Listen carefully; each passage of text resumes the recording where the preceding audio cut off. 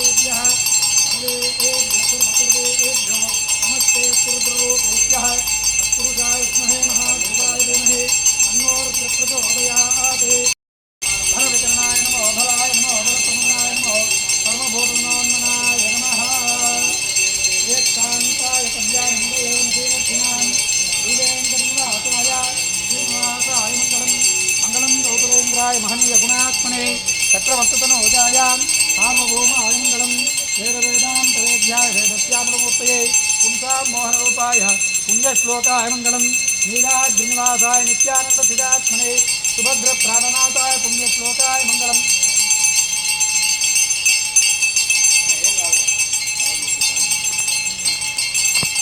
भास्कराय विद्महे महद्दीकराय धीमहि तन्नो आदित्य प्रचोदयात् वैश्वानराय विद्महे महावीराय धीमहि तन्नो अग्नि प्रचोदयात् श्रीरामसर्वविद्यानां सर्वभूतानां ब्रह्मादिब्रह्मणे अस्तु सदा शुभों श्रीनिवासं पूर्णं ददाति माधव्यो सान्निधि एकता ब्रह्मणमवर्गे एकतैव वैदमानः आदित्येको ददाति मानो हिंदी ज्ञातवेदे ज्ञानसुन्दरते अभिप्रपन्नाय प्रियामुत्तरिपातः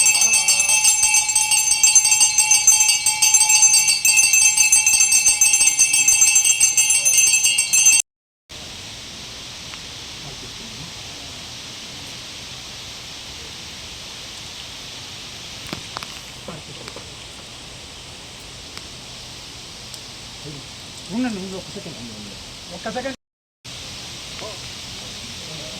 అయిపోయింది కదా రాయవు రావి ఆయన లేట్ అయిపోతాను ఆయన వచ్చిందా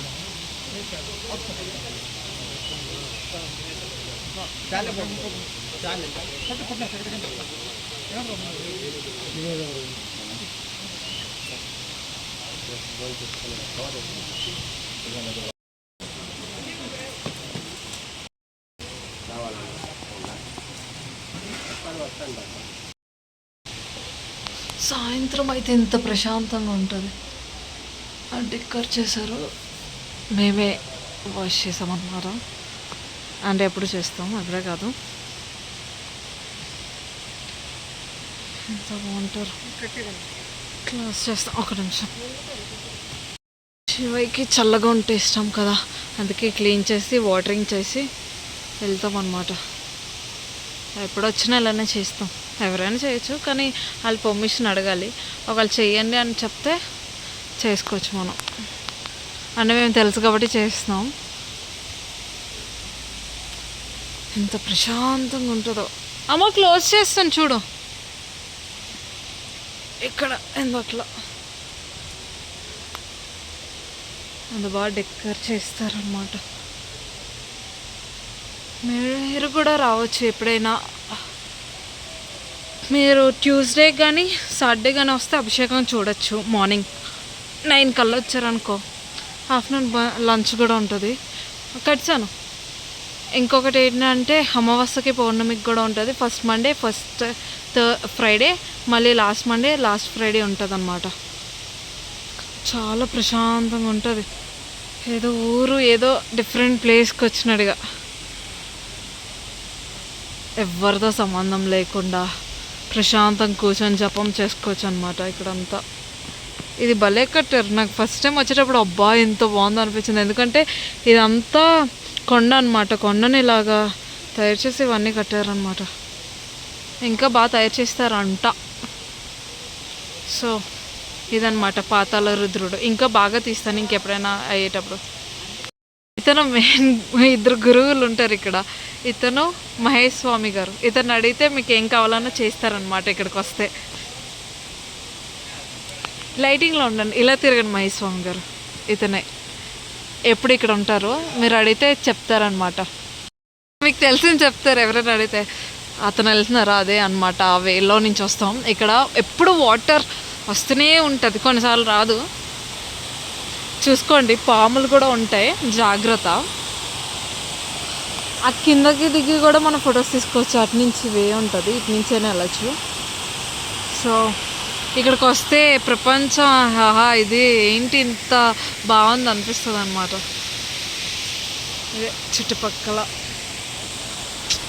అసలు ఎక్కడున్నాము, అసలు ఏంటో కూడా ఇల్లు ఏమీ గుర్తురావు. ఇక్కడికి వస్తే అనిపిస్తుంది.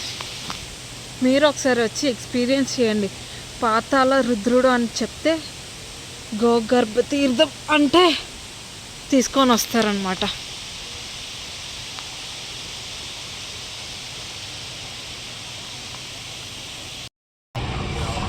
ఇది జంక్షన్, ఇది రామ్ బగీచా బస్ స్టాప్.